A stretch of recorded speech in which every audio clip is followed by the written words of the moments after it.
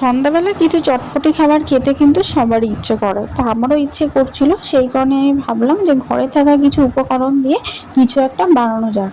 তো যথারীতি দেখো, আমি কিন্তু এখানে আলু সিদ্ধ করতে দিয়ে দিয়েছি গ্যাসে, আর সাথে আমি ভেজিসের মধ্যে কেটে নিয়েছি গাজর, নিয়েছি গ্রেট করে, পেঁয়াজ কুচি, লঙ্কা কুচি, টমেটো কুচি আর ধনেপাতা কুচি, আর সাথে ছিল ঘরে থাকা কিছু স্লাইস রুটি, তো সেটাও আমি নিয়ে নিয়েছি। তো ভাবলাম এগুলো যখন আছে কিছু তো একটা করাই যায়। আর বাড়িতে ছিল কিছু মাংস, মানে আগের দিনের চিকেন ছিল ফ্রিজে, তো সেটাকেই আমি এখানে দেখো নিয়ে নিয়েছি। তো তারপরে নিয়ে নিয়েছি একটাই পাস্তা মশলা ছিল, এটা আমার ঘরে, তোমরা এখানে চাইলে ম্যাগি মশলা ইউজ করতে পারো। তো দেখো এখানে কিন্তু আমার আলু সিদ্ধ হয়ে গেছে। আলু সিদ্ধ করার পর আলু এবার আমি তুলে নেব।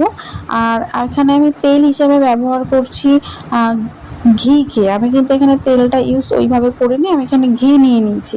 তো দেখো এখানে কিন্তু আমার আলু সেদ্ধ হয়ে গেছে। এবার এটাকে আমি তুলে নিয়েছি, তুলে নিয়ে এটাকে আমি করব ম্যাশ। তো আলুটা তোমরা এইভাবেই একটু সিদ্ধ করে নেবে, তারপর একটু ম্যাশ করে নেবে। তো ম্যাশ করার সাথে সাথে এর মধ্যে তোমরা যে সমস্ত ভেজিসগুলো আর কি কাটাকাটি করেছি, ওই ভেজিসগুলো দিয়ে নেবে। সাথে হচ্ছে যে তোমাদের বাড়িতে যদি মাংস থাকে বা তোমরা সদ্যজাত মানে সদ্য আর কি চিকেনটাও নিতে পারো। আমার যেহেতু সদ্যজাত ছিল না, আগের দিনে চিকেনটা ফ্রিজে ছিল, ওটাকে আমি নিয়ে নিয়েছি। আর তারপরে যে সমস্ত ভেজিস আমি কেটে নিয়েছিলাম সেগুলোকে এখন দিয়ে দেবো ওই আলুর মধ্যে। আর এখানে তোমরা সেরকম মশলাপাতির মধ্যে তোমরা শুধু এখানে নুনটা ইউজ করতে পারবে পরিমাণ মতো। আর হচ্ছে তোমাদের কাছে যদি ম্যাগি মশলা বা এরকম পাস্তা মশলা যদি থেকে থাকে সেটা ইউজ করতে পারো। সাথে তোমরা কিছু চাট মশলাও দিতে পারো, যেহেতু আমার বাড়িতে চাট মশলা ছিল না সেই কারণে আমি এখানে দিইনি। তো দেখো এখানে কিন্তু সমস্ত উপকরণ দিয়ে আর মশলাপাতি যা ছিল সমস্ত কিছু দিয়ে এবার আমি ভালো করে ওটাকে মেখে নিচ্ছিলাম, কারণ তুমি যদি এটা না মাখো তাহলে কিন্তু ঠিক মতো হবে না। তো যাই হোক, এখানে দেখো মশলাপাতি দিয়ে আমি কিন্তু এখানে মাখার কাজে বসে গেছি। আর তোমরা যদি এরকম ভিডিও আমার চ্যানেলে দেখতে চাও তাহলে সেটা অবশ্যই আমাকে কমেন্ট করে জানিও।